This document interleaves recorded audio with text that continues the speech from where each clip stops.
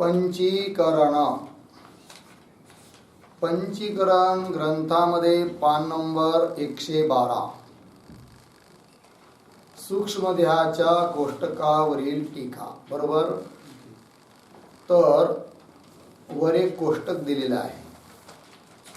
ते कोष्टक या संदर्भात आहे की सूक्ष्मदेह आणि त्या सूक्ष्मदेहाच्या अंतर्गत जे 25 तत्व आहेत त्या तत्वांना स्पष्ट करून सांगण्याकरिता ते कोष्टक एक तक्ता आहे. कारण विषय चालू आहे की जेव्हा श्री गुरुने शिष्याला समजावून सांगितलं, पटवून दिलं की स्थूल देह तू नाही, स्थूल देह तुझा नाही, आणि अनेक युक्तींनी पटवून दिल्यानंतर, अनेक दृष्टांतांनी समजावून सांगितल्यानंतर त्या शिष्याच्याही लक्षात आलं की स्थूल देह मी नाही, स्थूल देह माझा नाही. यावर त्या शिष्याने पुन्हा शंका केली होती की गुरु महाराज, ठीक आहे, आपण म्हणता त्याप्रमाणे स्थूल देह मी नाही, स्थूल देह माझा नाही, परंतु मग मी कोण आहे? बरं, अन्य कुणाची उपलब्धी नाही आहे. मग याचा अर्थ असा वाटतो मला की भले मी स्थूल देह मी नसेल, पण सूक्ष्म देह तरी मी आहे का, असा प्रश्न होता शिष्याचा.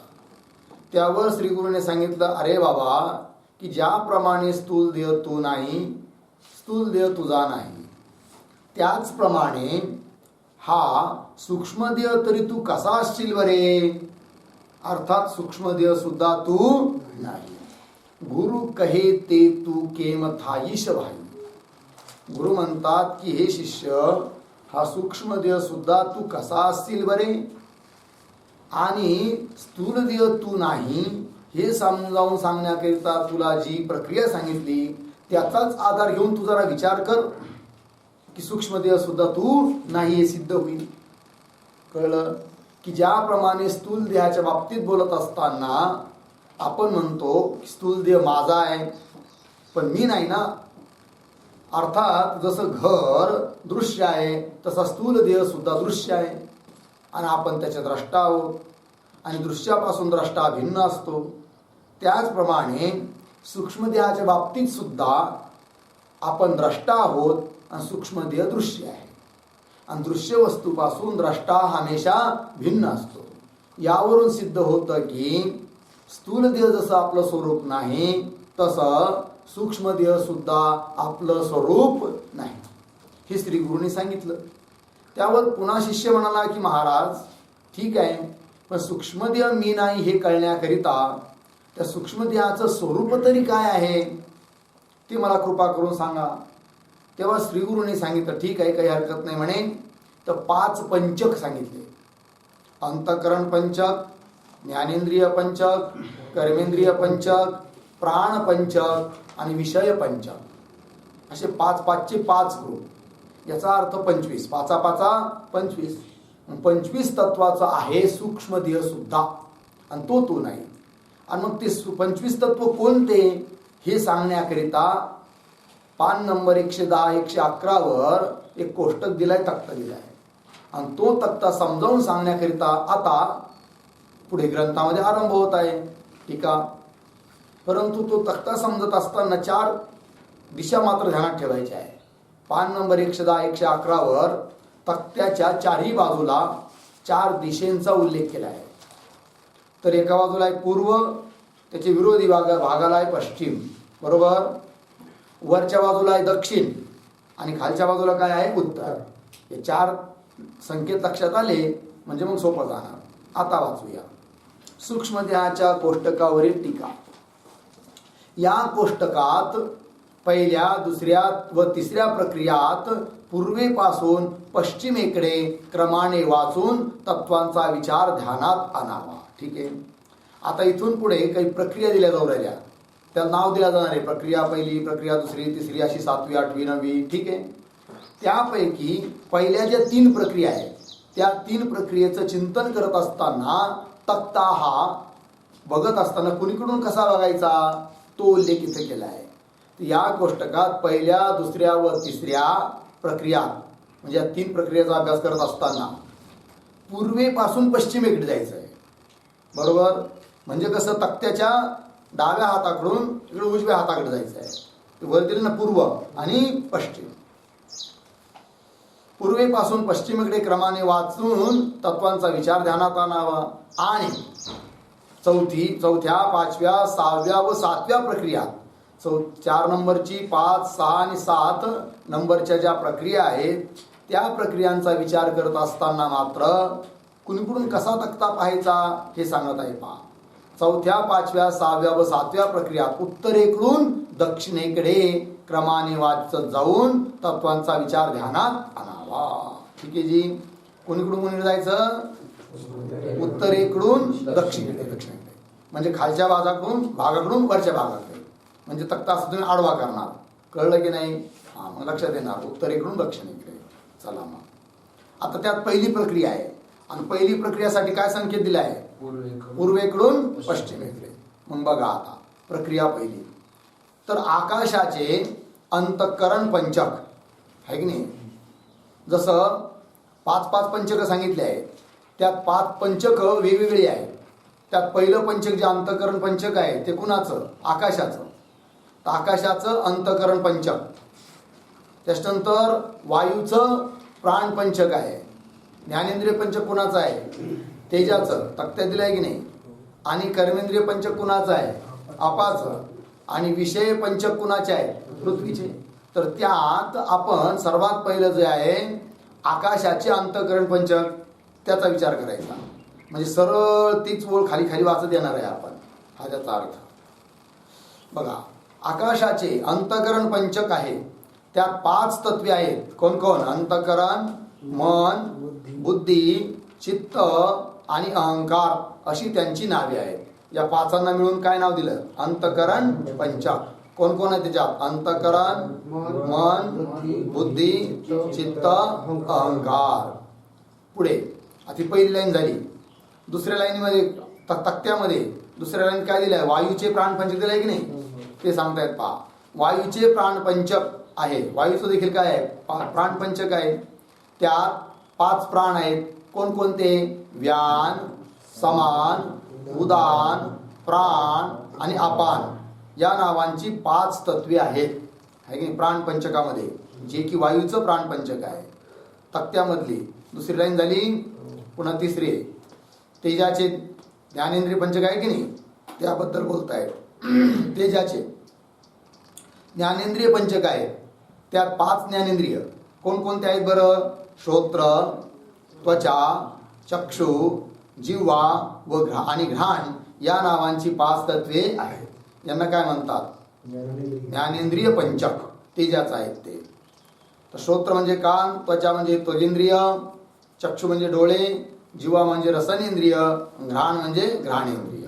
ठीक आहे. पुढे आपाचे कर्मेंद्रिय पंचक. आप म्हणजे जल. तर जलाचं पंचक कोणतं? कर्मेंद्रिय पंचक. मग त्या कर्मेंद्रिय पंचकात कोण कोण कर्मेंद्रिय आहेत? जो की तक्त्यात उल्लेख केलेला आहे कोष्टकामध्ये तो इथं स्पष्ट करून दिला आहे. अपाचे कर्मेंद्रिय पंचक. त्यात वाचा म्हणजे वाणी, ज्याने आपण बोलतो. पाणी म्हणजे हात. पाद म्हणजे पैर.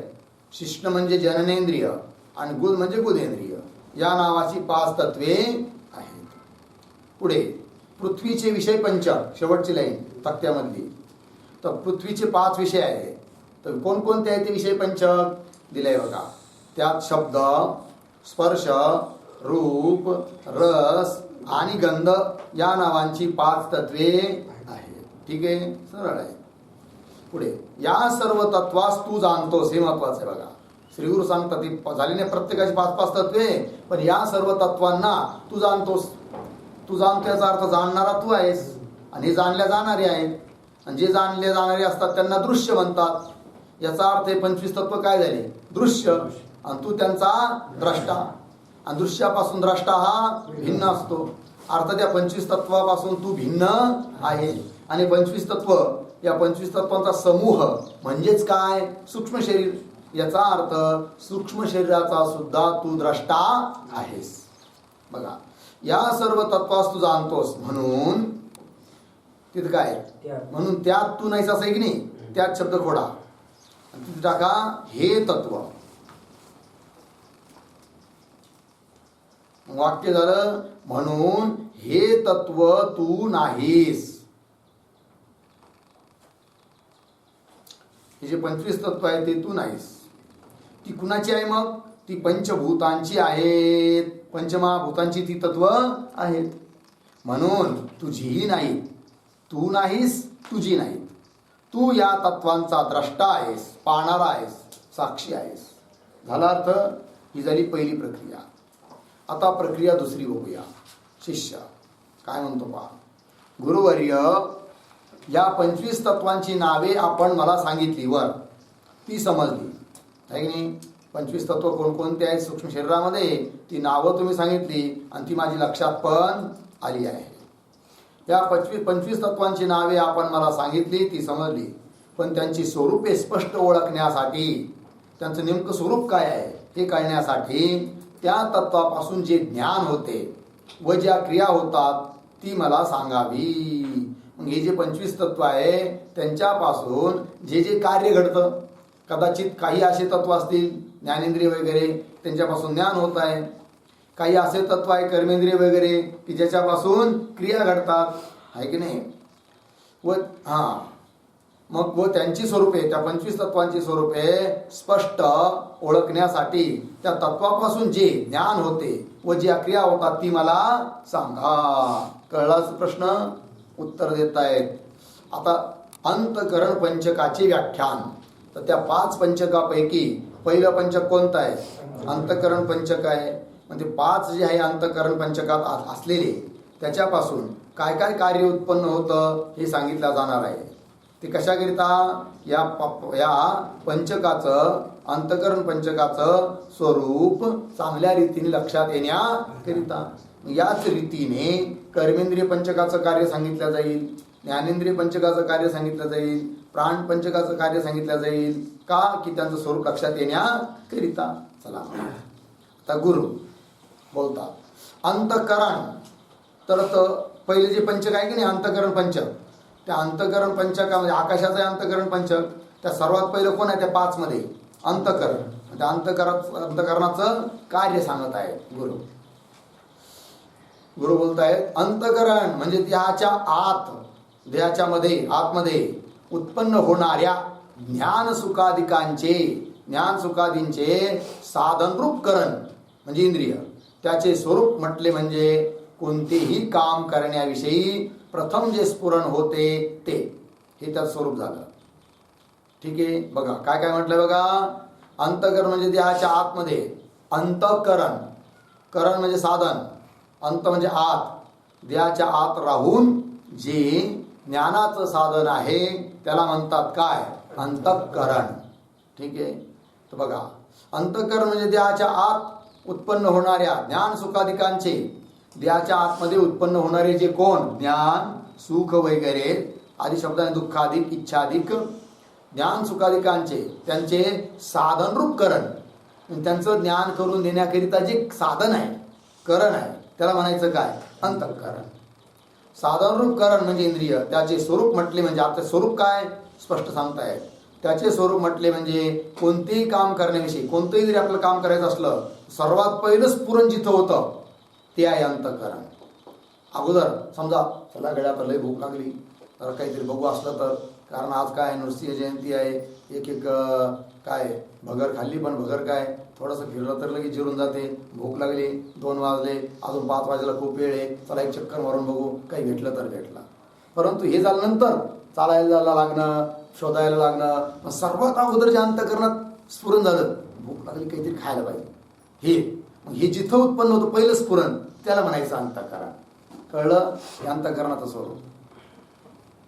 त्याचे स्फुरण म्हटले म्हणजे कोणतेही काम करण्याविषयी प्रथम जे स्फुरण होते ते काय झालं? अंतःकरणाचं स्वरूप. कोणतंही काम आहे की नाही, बसायचं, उठायचं, झोपायचं, खायचं, प्यायचं, हे सार नंतर क्रिया होतात. सर्वात पहिलं स्फुरण जिथं घडतं त्याला म्हणायचं काय? अंतःकरण. झालं? अंतःकरणाची देवता विष्णू आहे. त्या तक्त्यात दिलंय बघा, आहे की नाही. त्याच्या खाली काय दिले? अंतःकरणाला आपण अधोरेखा केली होती. प्रथम स्फुरण हे त्याचं स्वरूप सांगितलं होतं. आणि देवता कोण? विष्णू. अंतःकरणाची देवता विष्णू आहे. त्यापासून हे स्फुरण होते, आहे की या तिघांची त्रिपुटी असेल तर स्फुरण होतं. ठीक आहे की नाही. अंतःकरण एक, देवता एक आणि स्फुरणाचा विषय तिसरी गोष्ट. आणि मग हे तीन असेल तर कार्य घडतं. तर कार्य कोणतं? प्रथम स्फुरण हे कार्य आहे. प्रथम स्फुरण हे काय आहे? कार्य आहे. त्रिपुटीने घडतं. त्रिपुटी कोण? अंतःकरण, देवता आणि त्या स्फुरणाचा विषय. ठीक आहे. चला पुढे. मन पुढं पाहता, खाली खाली पाहायचं. तथ्यामध्ये आता खाली आलो ना आपण. मन, तर मन म्हणजे जे काम करण्याचे स्फुरण झाले ते काम निश्चयाने करावे किंवा करू नये अशा प्रकारचा संकल्प किंवा विकल्प ज्याच्यापासून उत्पन्न होतो ते ठिकाण, त्याला म्हणायचं मन. संकल्प विकल्प जिथे उत्पन्न होतात त्याला काय म्हणायचं? मन. पहिलं स्फुरण उत्पन्न झालं, जायला पण करावं की नाही करावं, काय करावं गड्या, असं द्विधा, त्याला म्हणायचं संकल्प विकल्प. आणि हे जिथे उत्पन्न होतं त्याचं नाव काय आहे? मन. मन म्हणजे जे काम करण्याचे स्फुरण झाले ते काम निश्चयाने करावे किंवा करू नये अशा प्रकारचा संकल्प किंवा विकल्प ज्याच्यापासून उत्पन्न होतो ते ठिकाण झालं. मनाची देवता कोण सांगितली होती? कोष्टकात चंद्रमा. बरोबर. चंद्र ही देवता आहे. मनाची देवता चंद्रमा. आणि त्याच्या योगाने काय घडतात? संकल्प विकल्प होतात. बरोबर आहे ना. चला, संकल्प विकल्प झालं, देवता झाली आणि मन झालं. पुढे आता बुद्धी. बुद्धी म्हणजे मनात आलेले काम करण्याचा निश्चय ज्या शक्तीच्या योगाने होतो ती शक्ती. बरोबर. की आता हे काम, अगोदर संकल्प विकल्प झाले, नंतर आता निश्चय झाला, नाही आता हे करायचं. मग असा निश्चय ज्या योगाने होतो तिलाच काय म्हणायचं? बुद्धी. ठीक आहे ना. अगोदर संकल्प विकल्प होता, नंतर निश्चय झाला. निश्चय म्हणजे काय? बुद्धी म्हणजे काय? निश्चयात्मक वृत्ती. इदम इत्तम, आता हे करायचंच, हा निश्चय. त्याला निश्चयालाच म्हणायचं काय? बुद्धी. बुद्धी म्हणजे मनात आलेले काम करण्याचा निश्चय ज्या शक्तीच्या योगाने होतो ती शक्ती. बुद्धीची देवता ब्रह्मा आहे. आणि बुद्धीची देवता कोण सांगितली आहे? ब्रह्मा, ब्रह्मदेव. त्याच्या योगाने निश्चय होतो. ठीक. पुढे चित्त. चित्त म्हणजे अमुक एक काम करावयाचे आहे ते कसे करावे अशाविषयी जे चिंतन ते, त्याला म्हणायचं चित्त. आता काम करायचा निश्चय झालाय, पण आता हे काम कसं करावं आहे की नाही, अवघड आहे बुवा, कसं करायचं आता हे काम, सोपं आहे का आहे नाही, मग कशा पद्धतीने करा असं जे चिंतन, त्याला काय म्हणायचं? चित्त. चिंतन करणारं जे, त्याला म्हणतात चित्त. कळलं की नाही. मांजराच्या गळ्यात घंटा बांधायचा म्हणजे सोपी गोष्ट आहे का? पण बांधल्याशिवाय गतीच नाही आहे की नाही. अगोदर निश्चय झाला काय? साध्या उंदरांनी काय केला? विचार केला काय की मांजर लयच त्रास देऊ राहिलं, आपले वंश संपत चालले, लपून बसतं, कळत पण नाही, झडप घालताय आणि खाऊन टाकले. आपला आजा गेला, पंजा गेला, नातू गेला, आपणच वंचार उरलो. आणि ते मांजर तर लयच बेकार रे. आता मांजर आल्या आपलं कळलं पाहिजे. ते आलं हे कळाल्याबरोबर आपण लपून बसू, पण ते आलं हे कळायचं कसं काय? त्याच्या पायाचा आवाज सुद्धा येत नाही. म्हणून एक त्यात म्हातारा मंदिर होता आणि त्याने सांगितलं युक्ती आहे म्हणे आपल्याकडं, आपल्याला विचारच आणतो तुम्ही सल्ले आहे नाही, सारे सल्ले आपल्याकडे असतात फुकट टीव्ही. म्हणजे मग काय? काहीच नाही. ही घंटी आणतो म्हणे मी बाजारातून विकार, आणि ते मांजराच्या गळ्यात बांधून टाकू. ठरला, निर्णय झाला. पण आता दुसरा प्रश्न एकाने केला, म्हणे बांधायची कुणी कशी, हा प्रश्न आहे. कारण जो बांधायला जाईल तो राहील का? बांधायच्या अगोदर त्याचं काय होणार? सुपडा साप होणार. मग आता तात्पर्य उदाहरण सांगितलं काय? कोणतंही काम कशा रीतीने करायचं याला काय म्हणायचं? चिंतन. चित्त. चिंतन आहे ना, हे चिंतन जिथं घडतं त्याला काय म्हणायचं? चित्त. एक अंतःकरणाची वृत्ती विशेष आहे.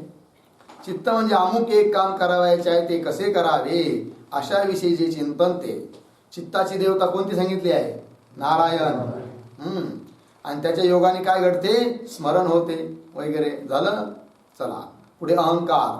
अहंकार म्हणजे अमुक एक काम आपणच करू असा जो अभिमान, तो त्यालाच म्हणायचं अहंकार. त्याची देवता रुद्र. ठीक आहे ना जी. आणि त्याच्या योगाने काय घडतो? अहंकार म्हणजे अभिमान उत्पन्न होतो. हे झालं अंतःकरण पंचकाचं व्याख्यान.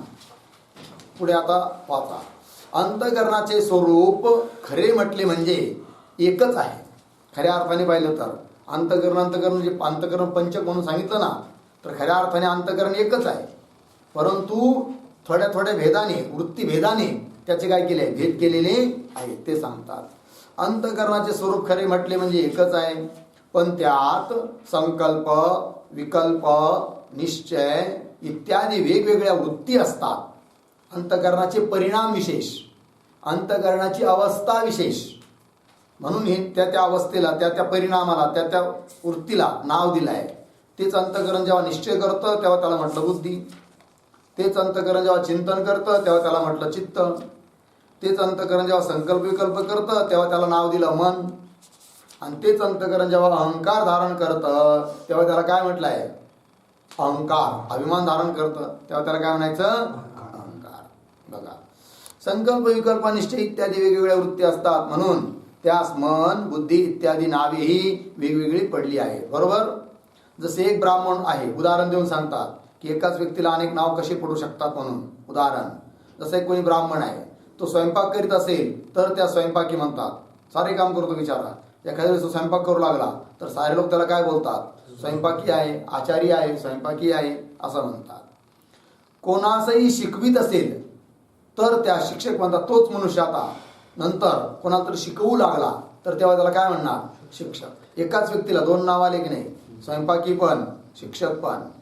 आणि तोच समजा थोड्या वेळाने ज्योतिष जाणणारा असेल, हा समजा ज्योतिषही जाणतो आणि एखाद्याचं भविष्य सांगू लागला, ज्योतिष जाणणारा असेल तर त्याला ज्योतिषी म्हणतात. एकाच व्यक्तीलाही वेगवेगळी नावं येऊ राहिली आहे की नाही. काय काय, स्वयंपाकी, शिक्षक, स्वयंपाकी झालं एक, नंतर शिक्षक आणि नंतर ज्योतिषी. त्या किंवा गाडी, त्याच्यानंतर तो गाडी चालवायला लागला तेव्हा त्याला काय म्हणणार, चालक आहे की नाही. वेगवेगळी नावं आली की नाही. हा, चला, ज्योतिष जाणणारा असेल तर ज्योतिषी म्हणतात. त्याचप्रमाणे एकाच अंतकरणास वृत्तीभेदाने आहे की नाही, वृत्तीभेदाने म्हणजे परिणाम भेदाने, आकार भेदाने किंवा कार्यभेदाने मन, बुद्धी इत्यादी वेगवेगळी नावे दिलेली आहेत. या सर्व अंतकरण, मन इत्यादिकांचा तू साक्षी आहे. हे महत्वाचं आहे, शिष्याला समजावून सांगितलं जात आहे. हे झालं अंतकरण पंचक. पण जेव्हा संकल्प विकल्प होतो त्यालाही तू जाणतो आहे की नाही. अर्थात ते दृश्य झालं, तू त्याचा द्रष्टा आहे. जेव्हा निश्चय होतो त्या निश्चयालाही तू जाणतो. याचा दृश्य झाला कोण, निश्चय, आणि तू त्याचा द्रष्टा. जेव्हा अहंकार होतो तेव्हा अहंकारालाही तू जाणतो. याचा अर्थ अहंकार, अभिमान, तो झाला दृश्य आणि तू त्याचा द्रष्टा. कळलं की नाही. अशा रीतीने साऱ्यांचा द्रष्टा तू आहेस. अर्थात हे अंतकरण पंचक दृश्य आहे. अर्थात हे दृश्य म्हणजे तू नाही, म्हणजे अंतकरण पंचक तू नाही असं. एकाच अंतकरणास वृत्ती भेदाने मन, बुद्धी इत्यादी वेगवेगळी नावे दिलेली आहेत. या सर्व अंतकरण, मन इत्यादिकांचा तू साक्षी आहेस. तीच तू नाहीस, म्हणजे अंतकरणाधिक तू नाहीस. हे विचार करून पहा. याच्यावरून काय ठरलं, अंतकरण पंचक हे दृश्य आहे, मी त्याचा द्रष्टा आहे. अंतकरण पंचक पंचमहाभूताचा आहे किंवा आकाशाचा आहे, माझा त्याचा काही संबंध नाही, मी त्याच्याहून वेगळा आहे. झाला अर्थ. चला, आता हे झालं अंतकरण पंचकाचा विचार. त्याच्यानंतर दुसरं पंचक आहे कोणतं, प्राण पंचक. ते सांगतायत प्राण पंचकाचे व्याख्यान. त्यात पहिला आहे व्यान. तर व्यान नावाचा वायू शरीराच्या सर्व स्थानात राहून देहाचे सर्व सांधे मागे पुढे हलविण्याचे कर्म करतो. कोण, व्यान आहे की नाही. वायू शरीराच्या सर्व स्थानात, सर्व ठिकाणी राहतो आणि पुन्हा देहाचे सांधे काय करत होतो, हलवत राहतो, त्याला ऑइल देत राहतो आहे की नाही. सांधे मागे पुढे हलविण्याचे कर्म करतो. पुढे समान नावाचा प्राण. या नावाचा वायू नाभी स्थानात राहतो. कुठे राहतो, नाभी, बेंबीजवळ. आणि मनुष्य जे अन्न खातो व पाणी पितो त्याचे जठराग्नीत पचन झाल्यानंतर, खातो पितो मनुष्य, मग ती जठराग्नीवर जातं. जठराग्नी काय करतो, त्या सर्व अन्नाला पचवतो, मग त्यातून रस निघतो. ठीक. त्याचे जठराग्नीत पचन झाल्यानंतर त्याचे स्थूल, सूक्ष्म आणि मध्यम असे 3 भाग होतात. खाल्लेलं अन्न पचलं त्याचे किती भाग होतात, 3. स्थूल भाग, सूक्ष्म भाग आणि मध्यम भाग असे 3 भाग होतात. त्यातल्या अन्नाचा जो अतिसूक्ष्म भाग होतो तो शरीरातल्या हृदयात येऊन मन व बुद्धी स्पुष्ट करतो. त्या अन्नाचा जो अत्यंत सूक्ष्म भाग आहे तो अतिसूक्ष्म भाग तो काय करतो, शरीरामध्ये हृदयात येतो आणि हृदयात येऊन मन आणि बुद्धीला काय करतो, पुष्ट करतो. म्हणून म्हटलंय की नाही, आपण जसा आहार खातो तसंच मन बुद्धी होते. कारण जसं कारण असेल तसंच कार्य घडतं. कळलं की नाही. जर तंतू लाल रंगाचे असतील तर पट काळ्या रंगाचा बनेल का, नाही, लालच रंगाचा बनेल. कळलं की नाही. आणि तंतू जर काळ्या रंगाचे असतील तर पट काळ्याच रंगाचा बनेल. जसं कारण असेल तसंच कार्य होतं. जर गहू पेरले तर बाजरीचे कणस येतील का, नाही येणार ना. काय येतील मग, वंब्याच येतील, गहूच येतील. ज्वारी पेरली तर मक्का नाही येणार, ज्वारीच येईल. जसं कारण असेल तसं कार्य. आहारावर सुद्धा या गोष्टी भरपूर अवलंबून आहे. म्हणून आहाराच्या बाबतीत खूप चिंतन आलेलं आहे.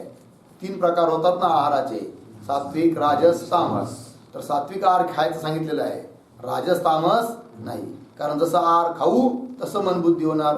कारण जे आपण खातो ना ते पचतं जठराग्नीत. त्याचे 3 भाग होतात, स्थूल, सूक्ष्म आहे की नाही, आणि मध्यम. तर तो अत्यंत सूक्ष्म भाग आहे तयार होतो, तो पुष्ट करतो मन आणि बुद्धीला. ठीक आहे. स्थूल भाग जो होतो तो बाहेर फेकला जातो, त्याचा काही उपयोग नाही आहे. सकाळी फेकून यावं लागतं. ठीक आहे की नाही. चला. आणि जो मध्यम भाग आहे त्याच्यापासून बाकीचे धातू होतात, मग रक्त वगैरे सर्व दिलंय सर्व बघा. त्याचे जठराग्नीत पचन झाल्यानंतर त्याचे स्थूल, सूक्ष्म आणि मध्यम असे 3 भाग होतात.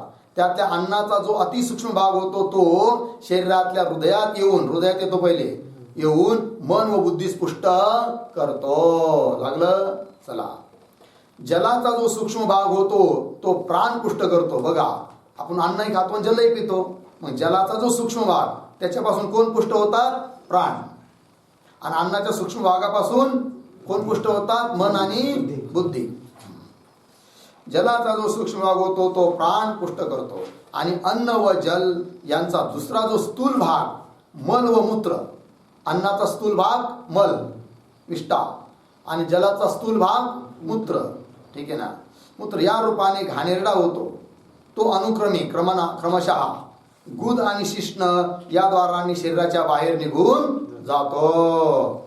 कळलं. कोणता भाग, स्थूल भाग. अन्नाचा स्थूल भाग गुदेंद्रियाच्या द्वारे, जलाचा स्थूल भाग मूत्रेंद्रियाच्या द्वारे बाहेर फेकल्या जातो. गुद आणि शिश्न या द्वारांनी शरीराच्या बाहेर निघून जातो. बाकी राहिलेला अन्न जलाचा मध्यम रसरूप भाग, मध्यम भाग राहिला की नाही, मध्यम रस, मध्यम रसरूप भाग काय करतो, समान वायू नाड्यांच्या द्वारांनी सर्व शरीरात रोमारोमांच्या ठिकाणी पोहोचवितो. कोण, समान वायू काय करतो, त्या मध्यम जो भाग तयार झाला आहे रस खाल्लेल्या अन्न आणि पाण्याचा, त्या मध्यम भागाला घेतो कोण, समान, आणि संपूर्ण शरीरात जेवढे सांधे असतील त्या सर्व ठिकाणी त्याचा पोहोच करतो. समान वायू नाड्यांच्या द्वारांनी सर्व शरीरात रोमरोमांच्या ठिकाणी, प्रत्येक रोमारोमापर्यंत ठिकाणी पोहोचवितो. त्या मध्यम रसाचा परिणाम, त्या मध्यम रसापासून काय काय बनतं आणखीन मग, मध्यम रसाचा परिणाम रक्त, मांस इत्यादी होऊन त्या योगे शरीर पुष्ट होते. कळलं की नाही. चला. ब्राह्मण लोकांची बुद्धी मन अत्यंत तेज असतं, भयंकर बुद्धिमान असतात. का, त्यांचा आहार शुद्ध असतो, आहे की नाही, सात्विक असतो. त्याच्यामुळं आहे की नाही, ज्यांचा जसा आहार असेल तसा, आहे की नाही, रजोगुणी आहार असेल तशीच मनबुद्धी होणार, तमोगुणी आहार असेल तसंच मनबुद्धी होणार. कळलं की नाही. बघा किती बारकाईने चिंतन दिलं आहे. मांस इत्यादी होऊन त्या योगे शरीर पुष्ट होते. सर्व बाजूंनी जर अन्न जलाच्या रसांचे भाग शरीरात बरोबर पोहोचत नसतील, आहे की नाही, समजा काही प्रतिबंध आला आणि अन्न जलापासून झालेले जे भाग आहेत 3 ते संपूर्ण शरीरात व्यवस्थित जर पोहोचत नसेल, काय घडतं मग, जर अन्न जलाच्या रसांचे भाग शरीरात बरोबर पोहोचत नसतील तर सर्व अवयव पुष्ट होणार नाहीत. एखादा हात काय पडेल, बारीक पडतो, पाय बारीक पडल जर तिथं अन्न पुरवठा होत नसेल तर. पण ज्या अर्थी सर्व ठिकाणी सर्व व्यवस्थित चालू आहे त्या अर्थी सर्व ठिकाणी रस पुरवठा होतो की नाही. मुळातून झाडं, मुळातून काय घेतात, जमिनीतून अन्न ग्रहण करतात आणि प्रत्येक पानापर्यंत एका फुलापर्यंत तो रस पोहोचवतात आणि म्हणून सर्व पानं हिरवे गार दिसतात. कळलं? तर सर्व अवयव पुष्ट होणार नाही.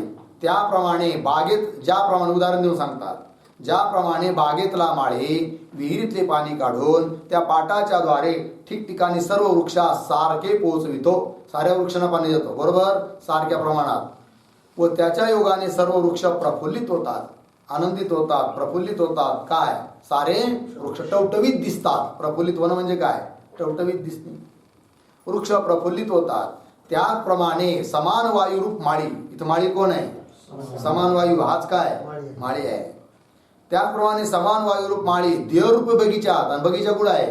देह हाच बगीचा आहे. हा, देहरूप बगीचात उद्यानात सर्व अवयव रूप व रोम रूप वृक्षास अन्न जलाचे रसरूप पाणी सर्व शिरांच्या पाटाने पोचवून सर्व शरीर पुष्ट करतो. आहे की नाही?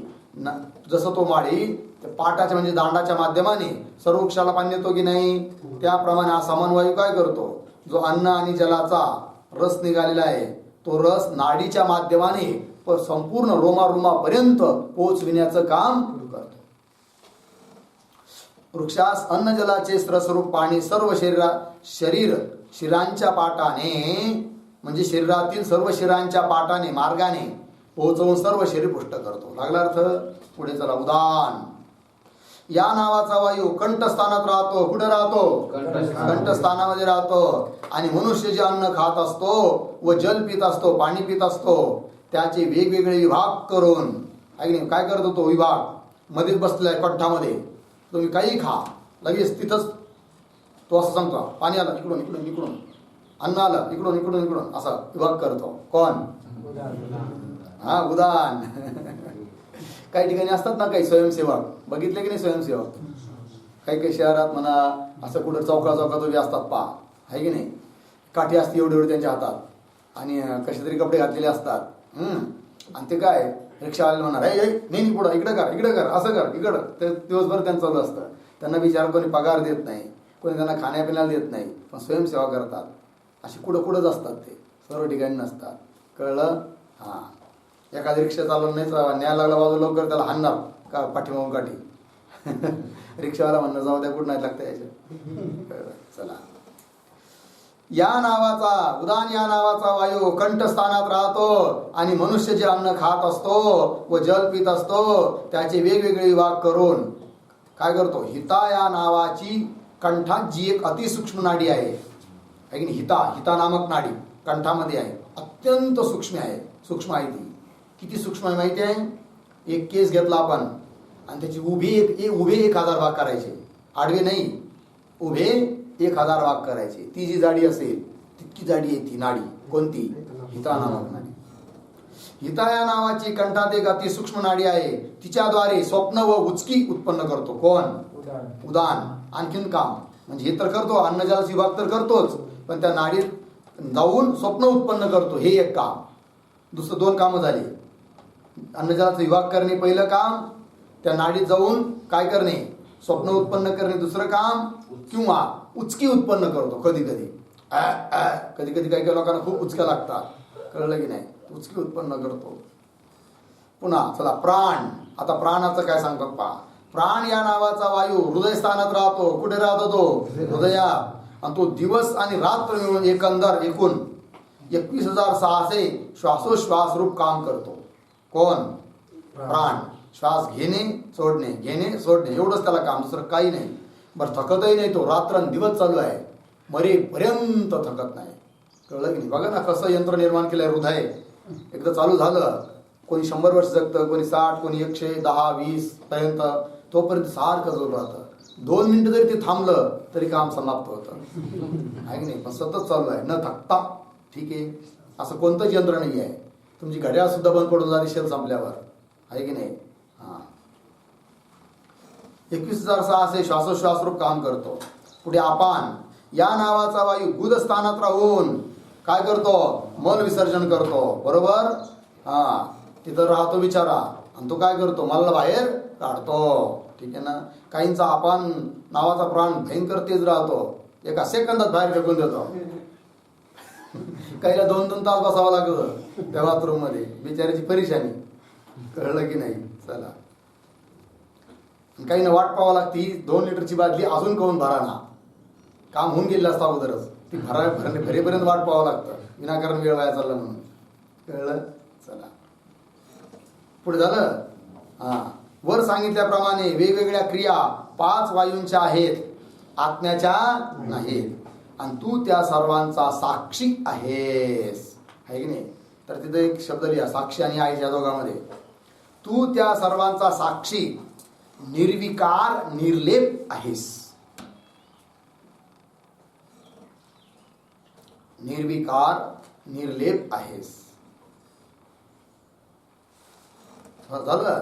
श्रीगुरु सांगतात की बाबा रे, तू मात्र साक्षी आहे, या साऱ्या प्राणांच्या क्रियेंना तू जाणतो, आहे की नाही? अर्थात ते दृश्य आहे, तू त्यांचा द्रष्टा आहे, साक्षी आहे, विकार रहित आहे, लेप रहित आहेस, तू वेगळा आहेस, हे श्री गुरुनी सांगितलं. कळलं? चला पुढे. आता ज्ञानेंद्रिय पंचकाची व्याख्या. ज्ञानेंद्रियात पहिलं इंद्रिय कोणतं? श्रोत्रेंद्रिय. श्रोत्रेंद्रिय म्हणजे काय सांगी? अरे काय शिकतोय तू? बोलत जाईल जरा. श्रवणेंद्रिय. श्रवणेंद्रिय म्हणजे कान. याची देवता कोणती आहे? दिशा. याच्या योगाने शब्द ऐकू येतो, बरोबर? या वाचून मनुष्य बहिरा असतो. जर कर्ण नसेल, कान नसेल, तर काय म्हटलं जातं त्याला? बहिरा. म्हणजे त्यास ऐकू येत नाही. त्वगेंद्रिय. याची देवता वायू आहे. त्वगेंद्रियाची देवता कोणती? वायू. या इंद्रियाच्या योगाने मनुष्यास काय कळतं? शीत म्हणजे थंड, उष्ण म्हणजे गरम, कोमल म्हणजे मऊ, आणि कठीण दगडाचा स्पर्श आहे का गादीचा स्पर्श आहे, कळतो की नाही? जर कळला नसता तर एखाद्याने सांगितलं असतं, झोपा इथं, तुम्हाला गादी टाकून देईल, काही काळजी करू नका, झोपवलं कशावर? दगडावर. पण लगेच कळतं, अरे गाढवा, गादी नाही येत. आंधळा मनुष्य असला तरी सांगतो तो इंद्रियाच्या द्वारे कळतं त्याला. कळलं? चला. मनुष्या शीत, उष्ण, कोमल किंवा कठीण असे स्पर्श समजतात. पुढे चक्षुरेंद्रिय. चक्षुरेंद्रियाने कशाचं ज्ञान होतं? पवन सांग ना, खाली पाहून नका सांगू. चक्षुरेंद्रियाने शब्दाचं ज्ञान होतं का रूपाचं ज्ञान होतं? अरे बोलतच नाही तो बाई. चुकलं चुकू दे, चुकल्याशिवाय कसं काय कळणार रे? चक्षुरेंद्रिय याची देवता कोणती आहे? सूर्य. आणि याच्या योगाने नाना प्रकारची रूपे मनुष्य पाहतो. काळं, पिवळं, हिरवं, लाल, जांभळं, आहे की नाही? शुक्ल, नील, कपित, हरिश, चित्र भेदात. या वाचून मनुष्य आंधळा असतो. पुढे जिव्हेंद्रिय. याची देवता वरुण आहे, वरुण देवता. या इंद्रियाच्या योगाने खारट, आंबट, गोड, आहे की नाही, इत्यादी षड रस मनुष्यात जाणता येतात. रस किती आहे एकूण? 6. रूप किती आहेत? रूप किती आहे? 7. पदार्थ किती आहेत? 7. द्रव्य किती आहेत? 9. गुण किती आहेत? 24. पण हे नैयायिकाच्या परिभाषेने 24 गुण आहे. वेदांत मतात 3. सत्वगुण, रजगुण, तमोगुण. व्याकरणाच्या मतात 3 गुण आहे. कोण कोण? अदेन गुण, अ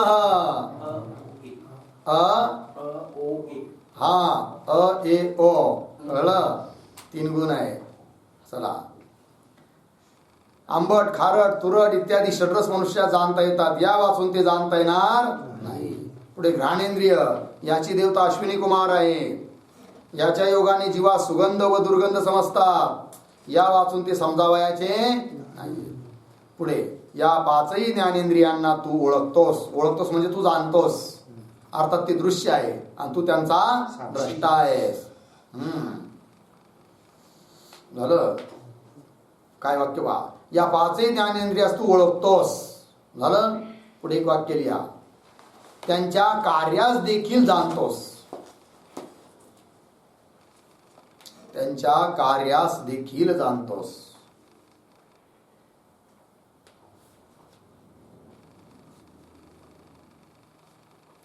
त्यांच्या कार्यास देखील जाणतोस. झालं. त्यामुळे हीच तू नाही. झालं ना? तर पुढच्या पेरे. त्यामुळे हीच तू नाही. हीच तू नाही म्हणजे हे ज्ञानेंद्रिय तू नाहीस. तू या सर्वांचा साक्षी आहेस, द्रष्टा आहेस. कळलं? पुढे आता कर्मेंद्रिय पंचकाची व्याख्यान. वागेंद्रिय याची देवता अग्नी आहे. यामुळे जीवा शब्द बोलता येतो. या वाचून तो मुका असतो. बरोबर? वागेंद्रियाने मनुष्य शब्द बोलतो की नाही? म्हणजे आपली भावना, आपलं म्हणणं दुसऱ्याला सांगू शकतो, अभिव्यक्त करता येतं वाणीने. पुढे पाणेंद्रिय म्हणजे हात, याची देवता इंद्र आहे. याच्या अवघाने मनुष्य पदार्थ घेतो देतो. या वाचून त्या क्रिया होणार नाहीत. पुढे पादेंद्रिय, पादेंद्रिय म्हणजे पाय, याची देवता कोण आहे? उपेंद्र. उपेंद्र म्हणजे विष्णू. याच्या योगाने जाण्या येण्याची क्रिया घडते. जाता येतं माणसाला, चालता येतं. या वाचून मनुष्य पांगळा असतो. पाय नसेल तर काय म्हटलं जातं? पांगळा. शिष्णेंद्रिय याची देवता काय आहे? प्रजापती. ठीक आहे. याच्या योगाने मूत्र आणि रतिभोग होतात. मूत्राचा त्याग करता येतो, रतिभोग होतात. आणि हे नसेल तर याच्या वाचून पुरुष नपुसक असतो. कळलं? चला. गुदेंद्रिय याची देवता मृत्यू आहे. गुदेंद्रियाची देवता कोणती आहे? मृत्यू. मृत्यू म्हणजे यमराज. याच्या योगाने जीवाच्या मलाचा त्याग होतो. बरोबर? पुढे या पंच कर्मेंद्रियास तू जाणतोस. बरोबर? त्यामुळे हीच तू नाहीस. हीच तू नाही म्हणजे हे कर्मेंद्रिय तू नाहीस. झालं? इथे सुद्धा एक वाक्य लिहा. कुठं? पहा. या पंच ज्ञानेंद्रियास तू जाणतोस. सापडलं का? त्याच्या पुढे त्यामुळे या दोघांच्या मध्ये यावरून हे इंद्रिय 116 वर खालून दुसरी वर. यावरून हे इंद्रिये दृश्य आहेत. हे इंद्रिये दृश्य आहेत. अर्धविराम. तू त्यांचा द्रष्टा आहे. तू त्यांचा द्रष्टा आहे. आणि हे इंद्रिये पंचमहाभूतांची आहेत. आणि हे इंद्रिये पंचमहाभूतांची आहेत. झालं? आता अर्थ पहा. यावरून काय ठरलं? हे इंद्रिय दृश्य आहेत. तू त्यांना जाणतो, याचा अर्थ इंद्रिय दृश्य आहेत. तू त्यांचा द्रष्टा आहे, जाणणारा आहेस. आणि मग ही इंद्रिय कुणाची? तू नाहीस तर कुणाची आहे? पंचमहाभूताची आहे. त्यामुळे हीच तू नाहीस. ही इंद्रिय तू नाही, कर्मेंद्रिय तू नाही. तू यांचा साक्षी आहेस. याच्यावरून काय ठरलं? त्यावरून तू याच्याहून भिन्न आहे. साक्षी द्रष्टा जो असतो तो दृश्याहून भिन्न असतो. पुढे विषय पंचकाचे व्याख्यान. शब्द, स्पर्श, रूप, रस आणि गंध हे 5 विषय आहेत. बरोबर? याहूनही आत्मा भिन्न आहे, कारण हे सुद्धा दृश्य आहेत आणि आपण त्याचा द्रष्टा आहोत. याहूनही आत्मा भिन्न आहे. आत्मा विषय रूप नाही असे जाणावे. आहे की नाही? विषयाहून भिन्न आहे आत्मा, विषय नाही आहे. कळलं की नाही? आणि या 5 विषयात जो मनुष्य आसक्त होतो त्याला बंधन प्राप्त होते. बरोबर? शब्द, स्पर्श, रूप, रसगंध यापैकी एका जरी विषयामध्ये मनुष्य आसक्त झाला, भ्रममान झाला, त्याला सर्व मानू लागला तर तेच त्यासाठी काय ठरतं? बंधन. आणि त्याच्यामुळे त्याला जन्म मरण भोगावी लागतात. त्याला मोक्ष प्राप्त होत नाही. हा अर्थ. आणि या 5 विषयात जो मनुष्य आसक्त होतो त्याला बंधन प्राप्त होते. यासाठी त्यांचा त्याग करावा. कुणाचा? विषयांचा त्याग करायचा आहे. शब्द, स्पर्श, रूप, रस, गंध. कळलं? शरीराच्या रक्षणाकरिता आवश्यक तेवढा आहार विहार घ्यायचा आहे. अतिरिक्त काय? या विषयांचा त्याग करायचा. रस विषय जसे भाजी भाकरी खायला भेटली भरपूर झालं, त्याच्यावर शरीर जगत आहे. पण खूपच 10-20 त्याच्याबरोबर भाज्या पाहिजे आणि तिखटच पाहिजे आणि असंच पाहिजे आणि रोज काहीतरी मिठाई पाहिजे जेवणात, अशी आसक्ती धरायची नाही आहे. कळलं? हा त्याचा अर्थ. पहा. यासाठी या 5 विषयात म्हणून जो मनुष्य आसक्त होतो त्याला बंधन प्राप्त होते. यासाठी त्यांचा त्याग करावा. कारण यापैकी एका विषयातच एक विवक्षित जीव आसक्त होऊन राहिला तर त्याचा नाश होईलच होईल. हे निराळे कशा सांगावयास पाहिजे? आहे की नाही? यापैकी एका विषयातच एक विवक्षित जीव. विवक्षित जीव म्हणजे काय बरं? विवक्षित शब्दाचा अर्थ इच्छित जीव आहे की नाही, बोलण्याकरिता अभिप्रेत जीव. म्हणजे तात्पर्य काय की काही असे जीव आहेत की ते एका विषयात आसक्त झालेले आहे, म्हणून त्या जीवाला घेण्याकरिता असा शब्द वापरला विवक्षित जीव. समजा शब्द विषयासाठी एक सारे जीव आसक्त आहेत त्याच्यात, मनुष्य सर्व विषयात आसक्त होतो, तो भाग निराळा. पण बाकीचे प्राणी सर्वच विषयात सर्व प्राणी आसक्त होतात असं नाही आहे.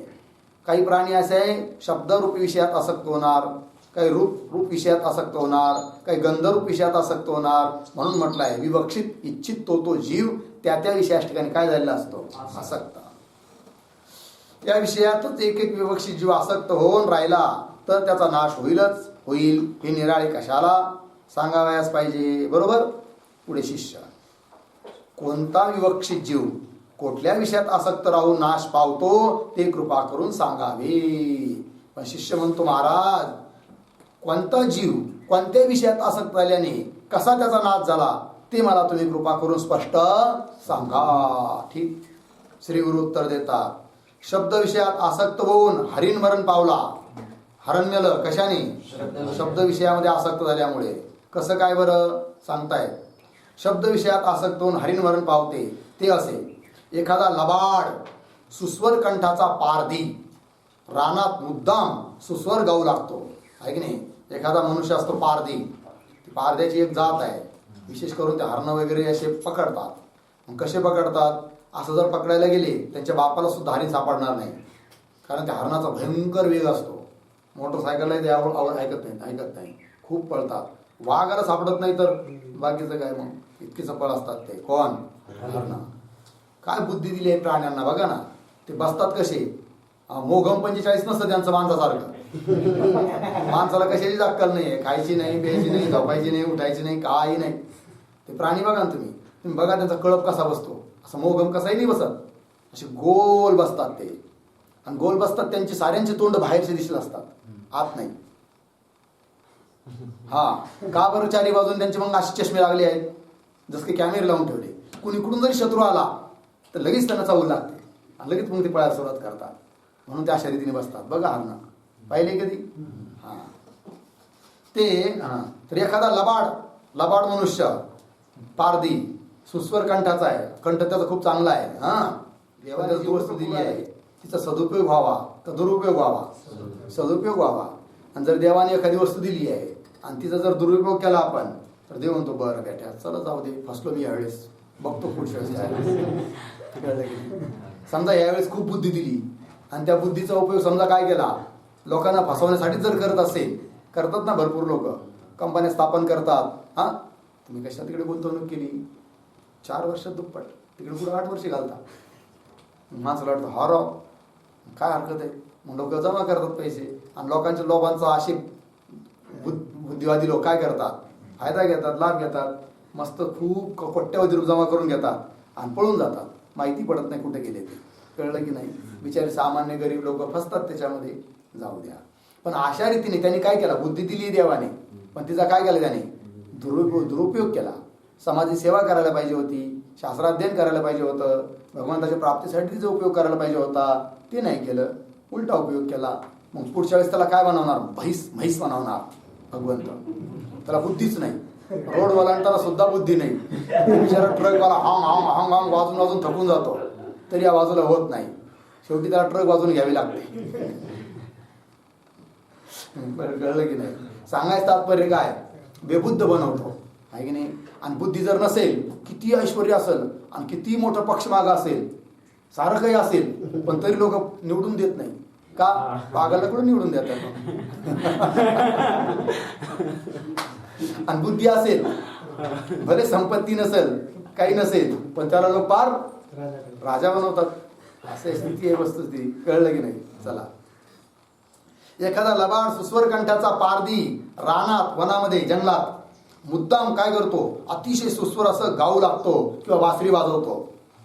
त्याच्या गाण्याने नादावून गाणे स्पष्ट ऐकू यावे म्हणून एखादी हरिण त्या पारध्याच्या अगदी जवळ येऊन बसते आहे की नाही. लांब त्याला आवाज स्पष्ट येत नाही, जवळ येत हळू अगदी जवळ येऊन बसतात हरणं आहे की नाही. मग तेवढ्यात इतक्यात म्हणजे तेवढ्यात पारधी ताबडतोब येऊन दृश्याचे दग्याने म्हणजे धोक्याने त्यास पकडून ठार मारतो. हा बिचारा गात राहतो, ती गाण्यामध्ये मग्न झाले असतं, डोळे बंद करून ऐकत राहतो त्याचं सुस्वर गाणं. तेवढे त्याचा दुसरा पार देतो, दुसरा त्याचा मित्र, तो जाळं टाकतो आणि जाळं टाकलं जाळ्यात अडकतात मग ते कोण हरणं, मारतात, खातात, काय करायचं करतात. दरम्यान त्यास पकडून ठार मारतो. अशा रीतीने शब्द विषयात आसक्ती ठेवल्याने हरिण नाश पावते. शब्द विषयाने मेलं कोण हरिण. एका विषयाने एक जीव जातो पहा. पुढे स्पर्श विषयात आसक्त होऊन हत्ती नाश पावतो. हत्ती माहिती आहे, जंगली हत्ती भयंकर मोठमोठे असतात आहे की नाही, आणि भयंकर ताकद असते त्यांच्यामध्ये. ज्या देशात हत्ती पुष्कळ असतात त्या देशात हत्तीचे मौल्यवान दात, त्या दाताला खूप किंमत असते. हत्तीच्या दाताला काही करोड रुपये विकतात त्यांचे दात. कळलं, म्हणजे दात काढायचे कसे काढायचे, सोपी गोष्ट आहे का? हत्तीचं दात काढायचं म्हणल्यावर तो पायाखाली दाबून टाकीन ना याला काढणाराला, अरे माझा दात काढतो थांब, तर पायाखालीच दाब येतो आहे की नाही. हत्ती मारतो पायाखाली दाबून माणसाला, चौताळला तर. या देशात ज्या देशात पुष्कळ असतात हत्ती त्या देशात हत्तीचे मौल्यवान दात मिळविण्यासाठी जंगली लोक जंगलात काय करतात, आयडिया, मोठा खड्डा करून ठेवतात. ते अभ्यास करतात अगोदर, हत्ती कोणीकडून येतात, पाणी प्यायला कुठं जातात, त्यांचा रस्ता कोणता आहे, सारा विचार करतात. आणि मग त्या रस्त्यात असं मोठा काय करतात, एक खड्डा करतात, खड्डा. आणि तो खड्डा दिसू नये म्हणून त्यावर लांब लांब वासे टाकतात आहे की नाही, अगदी पोकळ वासे आहे की नाही, बांबू वगैरे असे टाकतात. त्याच्यावर काडी कचरा बाचट वगैरे टाकून द्यायचं, टाकतात. व त्यावर जमिनीबरोबर दाट गवत पसरून ठेवतात जेणेकरून त्याला कळून येतं गड्डा आहे म्हणून. नंतर खड्ड्याच्या ज्या बाजूकडून हत्तीची टोळी येत असेल तिच्या समोरच्या बाजूस लाकडाची एक हत्तीन रंग देऊन हुबेहूब तयार करून ठेवतात. मोठी अशी लाकडाची प्लायवूडची काय बनायची हत्ती, तिला रंग द्यायचा. आणि त्या हत्तीला असं कळणारच नाही की खरी हत्ती नाही का खोटी हत्ती नाही. आता हत्ती समजा पूर्वेकडून येतात, मग मध्ये गड्डा केला आणि पश्चिमेकडून ती हत्तीन ठेवणार. मग त्या हत्ती लांबून दिसणार, अरे बापरे एवढी मोठी हत्ती नाही, नवीनच दिसती बा. मग तिची भेट घेण्याकरता पळत सुटणार कोण, हत्ती. समोरच्या बाजूस लाकडाची एक हत्तीन रंग देऊन हुबेहूब जशीच्या तशी तयार करून ठेवतात.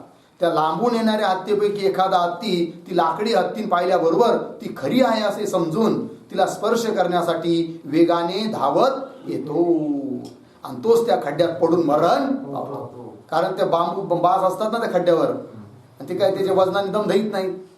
पूर्ण तो झेप घेतो जातो आणि लगेच खाली गड्ड्यात पडतो. गड्डा खूप खोल असतो, 2-3 परसाचा, त्याला वरही येता येत नाही, खूप मोठा असतो तो गड्डा.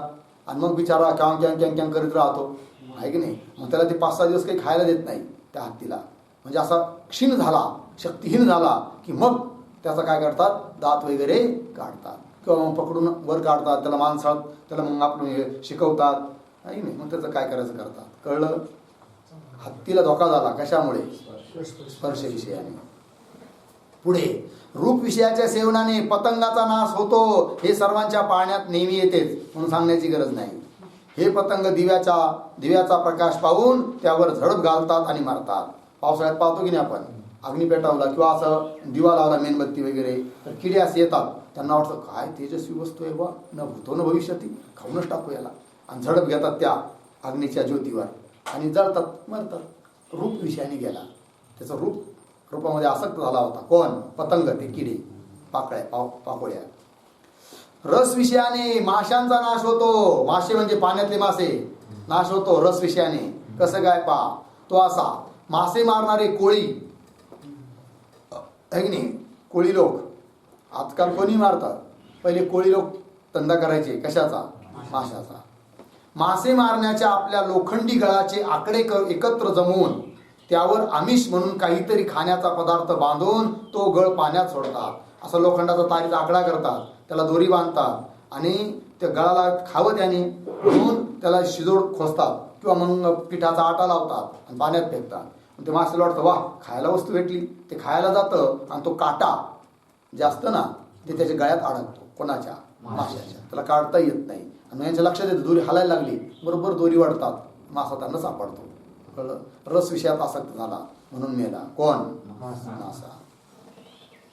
तो गळ पाण्यात सोडतात, लगेच पाण्यातले मासे त्या पदार्थाच्या अभिलाषेने म्हणजे इच्छेने त्या पदार्थातच म्हणजे वस्तुतः त्या लोखंडी गळ्यातच आपली तोंडे खुपसून मरण पावतात. खायला जातात बिचारे, त्यात त्याचं ते अडकतो. यासाठी हा रस विषयी दुःखाचे कारण आहे. झालं 5 विषय झालं. अजून राहिला गंध. गंध विषयाने भ्रमर मरण पावतो. भ्रमर म्हणजे भुंगा मरण पावतो. कसं काय बरं सांगतायत. गंध विषयाने भ्रमर मरण पावतो तो असा, एखाद्या सूर्यविकासी प्रफुल्लित कमलावर 2 प्रकारचे कमल असतात. एक सूर्यविकासिनी, एक चंद्रविकासिनी. सूर्यविकासिनी म्हणजे दिवस उगायच्या वेळेस ते फुलतात आणि दिवसभर फुललेले असतात आणि दिवस मावळायला गेला की ते मिटतात कमल. आणि चंद्रविकासिनी म्हणजे चंद्र उगला फुलतात, चंद्र अस्त झाला दिन उगला की ते कोमालतात. 2 प्रकारचे आहे. तर दिवसा समजा सूर्यविकासिनी जे कमल आहे फुललेलं आहे त्यावर भुंगा येतो, गंध घेतो आणि त्याला माहीत असतं संध्याकाळच्या वेळेस बंद होतात म्हणून. संध्याकाळ दिवस मावळायला येतो पण तो विचार करतो नाही अजून काही दिवस आहे की नाही, त्याने उडून जायला पाहिजे होतं ना. पण त्याला वाटतं नाही अजून तू का किती वर रे. थोडा खाली जातो पण त्याला ते सुटतच नाही आसक्ती. तो नाही अजून थोडा वेळ असो, नाही अजून थोडा वेळ असो करता करता ते कोमल बिचार मिटून जातं. आणि मिटलं की मग आता यद्यपि पाहिलं तर तो भुंगा म्हणजे सामान्य नाही आहे. वाळलेले लाकडं सुद्धा कोरू शकतो. तर ते कमळ नरम फुल ते कोरणं त्याला अवघड आहे का. पण नाही ते इतका आसक्त झालेला असतो त्या गंध विषयामध्ये की तो कोरून बाहेर येत नाही. तो जाऊ द्या ना, रात्रच जायची ना, पुन्हा दिवस उगेल, पुन्हा खुलेल कोण कमल, मोडून जाऊ आपण. म्हणून तसाच बसून राहतो. आणि तेवढ्यात रात्री त्या सरोवरामध्ये पाणी पिण्याकरिता हत्ती येतात आणि हत्ती पाणी बिणी पितात आणि ते जलक्रीडा करतात.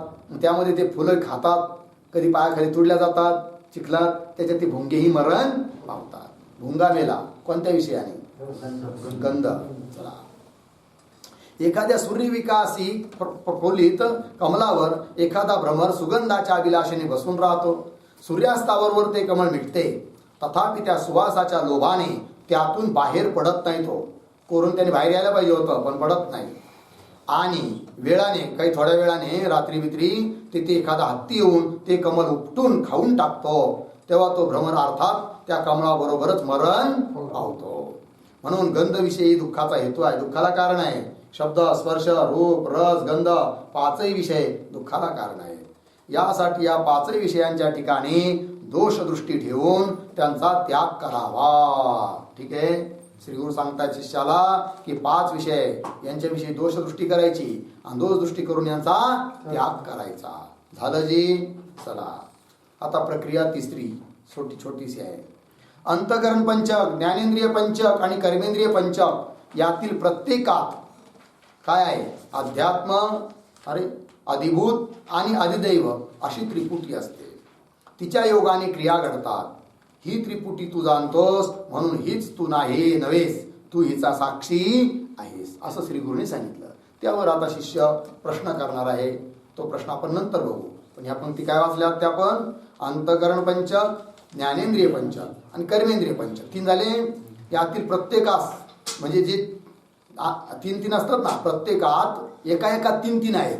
अध्यात्म, अधिभूत, अधिदैव अशा त्रिपुटी असतात. तिच्या योगाने म्हणजे त्या त्रिपुटीच्या योगाने, त्रिपुटीच्या निमित्ताने क्रिया घडते. ही त्रिपुटी तू जाणतोस. श्रीगुरु सांगतात कुणाला. शिष्याला. ही त्रिपुटी तू जाणतो म्हणून हीच तू नव्हेस, कारण ती दृश्य आहे आणि तू तिचा द्रष्टा आहे आणि दृश्याहून द्रष्टा भिन्न असतो. म्हणून तू हिचा साक्षी आहेस, द्रष्टा आहेस. आता शिष्य म्हणेल ते त्रिपुटी कोणकोणते आहे तर प्रत्येकाच्या त्रिपुटी सांगणार आहे. तो विचार आपण उद्या करू. ठीक. ओम पूर्णमदः पूर्णमिदं पूर्णात् पूर्णमुदच्यते पूर्णस्य पूर्णमादाय पूर्णमेवावशिष्यते. ओम शांती शांती शांती.